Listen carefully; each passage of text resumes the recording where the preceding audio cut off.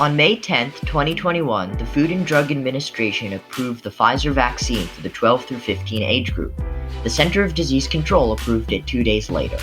This lowered the minimum age for vaccine eligibility to 12 years old, down from 16. This is great news as our country and the world get one step closer to reaching herd immunity, ending the pandemic, and returning to normalcy.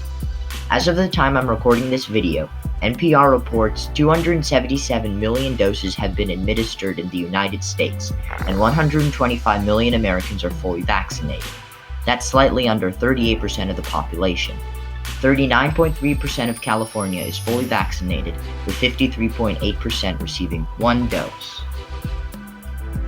Getting our teenage population vaccinated is important in protecting not only the elderly and those who can't get vaccinated, but the child population that isn't yet eligible for vaccines.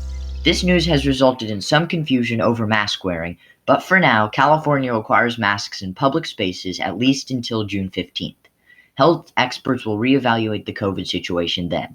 As for now, get vaccinated. Vaccines will be available at SPMS this Saturday, May 22nd. If that doesn't work for you, go to myturn.ca.gov or check a local pharmacy to see if they are administering vaccines.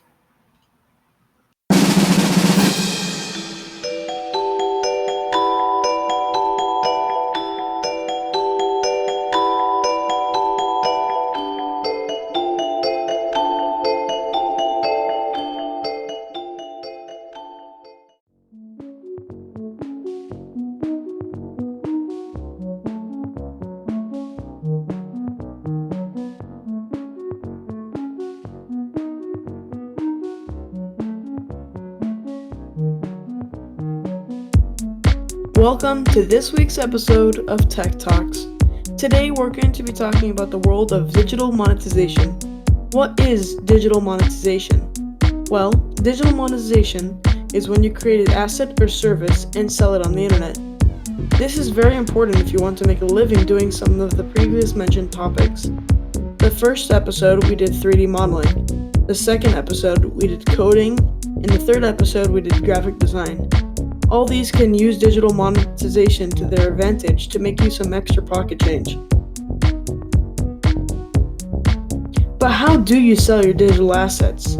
Well, first of all, digital asset is a product or digital item with a value.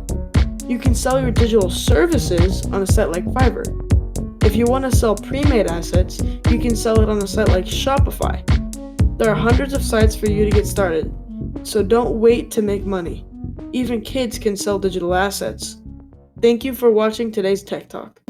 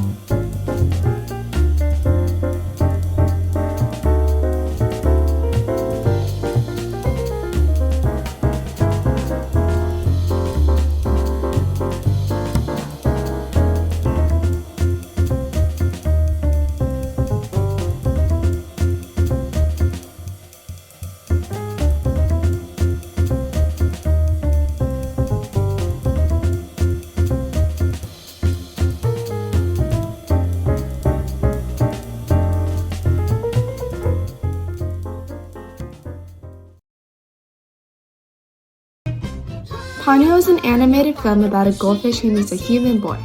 Later in the film, we soon discover that she has the power to turn into a human girl. Ponyo and Sasuke go on many adventures together and become amazing friends in the short time they knew each other. Ponyo is rated G, so any age can enjoy the movie, although I would recommend the film to younger kids. Ponyo is a Studio Ghibli film and was released in 2008. Unfortunately, there is no sequel to this movie. My favorite thing about this movie is the animations.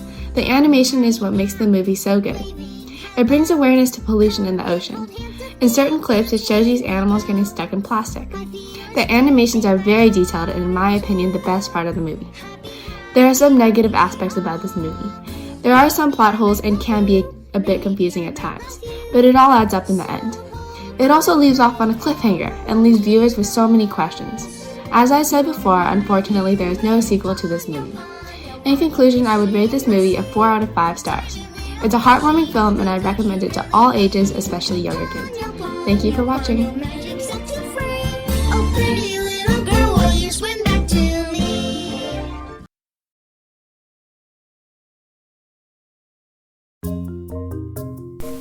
Did you know that over 40% of litter is burned into the open air? This releases toxic emissions which are extremely bad for our environment and our health.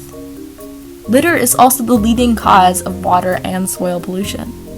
But it's not just bad for us humans, it's devastating for animals too.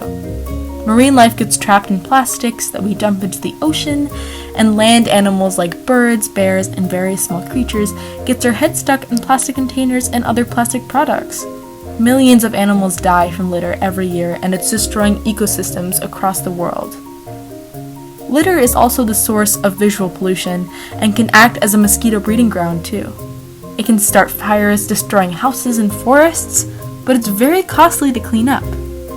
So what do we do about all of this? Primarily, people need to be more responsible and consider their surroundings. Cities put out trash receptacles on public sidewalks, and every neighborhood has some sort of trash pickup service. If we educate people on the dangers of littering, maybe more people will understand the effect that throwing a soda cup out of the car window can have on their environment. Much like with recycling issues, cutting down on waste is another big step that all of us need to be on board with. A third approach is to consider the packaging that we produce. Even if we can't get everyone to stop littering, at the very least, we can make the litter itself less toxic to our planet. So think about it. Every time you need to throw away a gum wrapper, water bottle, or anything that isn't supposed to be on the ground, and do the right thing, because that's just one tiny step to get a healthier, cleaner Earth.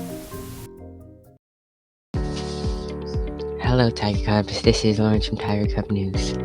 This is the finale of digital citizenship and we will go over what we have learned as a whole. But first, let's go over our last topic, digital security. One of the most important topics of digital citizenship. For those that are not familiar with what digital citizenship is your identity on the internet. This does not include your accounts on social media, including Facebook, Google, Snapchat, etc. It is your status on the internet no matter how often you go on it. It is what you do on the internet. Digital security. Digital security is the most important topic when it comes to digital citizenship. Because if you have poor security, it can lead to many problems around your life, such as IP grabbing, information stealing, and much more.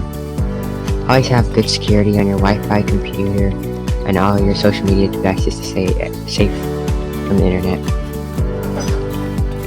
Overall, what we have learned together is that digital citizenship should be taken seriously and to always respect one another, stay polite to everyone, and keep ourselves safe on the internet. There are many rules to follow, but if you just do what is right and makes sense, you won't go wrong.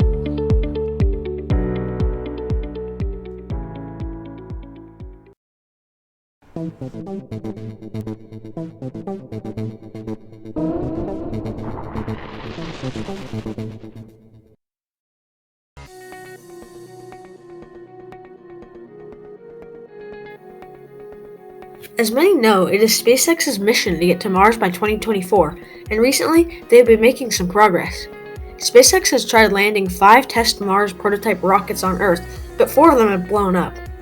The SN8, SN9, SN10, and SN11 Mars prototype rockets have all exploded, but recently, the SN15 finally made a successful landing without exploding.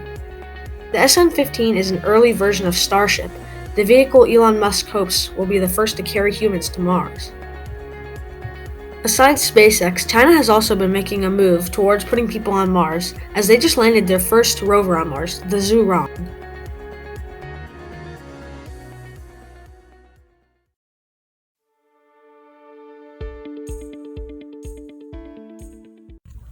Hello, and welcome to this week's News Minute.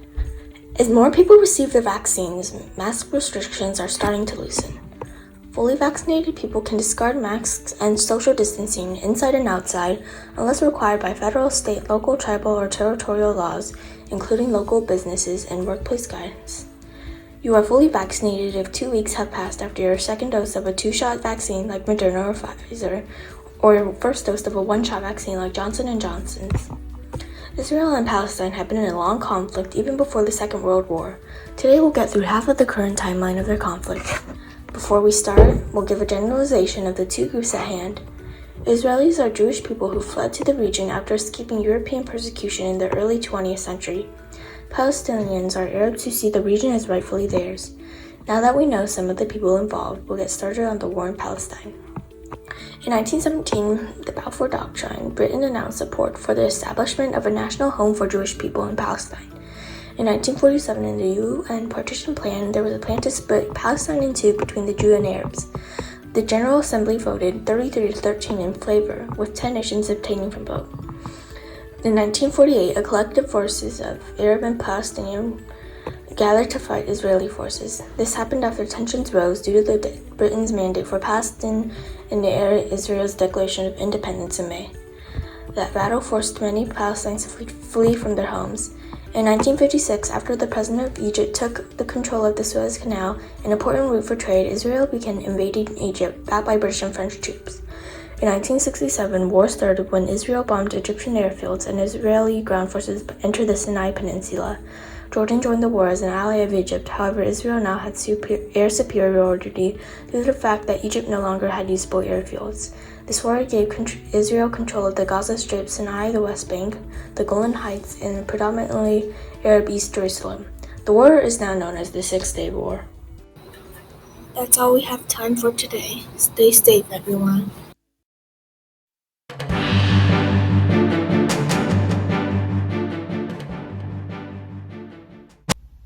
Welcome back to this week's edition of Political Corner. I'm Sophia Feldman, bringing you highlights of politics for the week. Liz Cheney has been removed from her leadership position in the GOP after speaking out against former President Donald Trump.